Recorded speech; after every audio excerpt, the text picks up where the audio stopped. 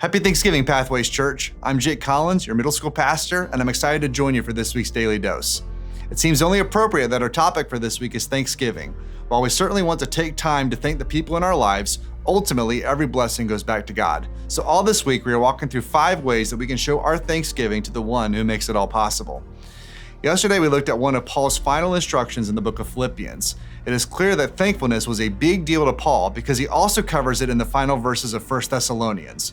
In chapter 5, verses 16 through 18, he writes, "Rejoice always, pray constantly, give thanks in everything, for this is God's will for you in Christ Jesus."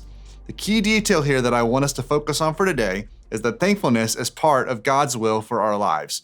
To phrase it another way, making thankfulness part of our day-to-day lives is a form of obedience. Growing up, my grandparents would always give us church clothes for our birthdays.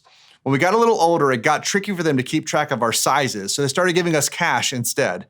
I remember my brother and I saying, "This is epic, we can get whatever we want now." But after talking with our parents, we realized that it was still our grandparents' wish that we use the money on church clothes. It is God's will for our lives that we would each approach our situations with an attitude of gratitude. Of course, life brings a variety of things that make this tougher than it sounds.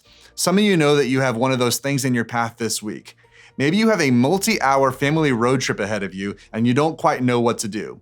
Maybe you agreed to host for the first time this year and now you find yourself in over your head. Maybe you know that you're going to have to spend some time with a super difficult family member, friend, or coworker. Whatever situation you find yourself in this week, remember who God is, what He has done in your life, and what He has in store. There's plenty to be thankful for.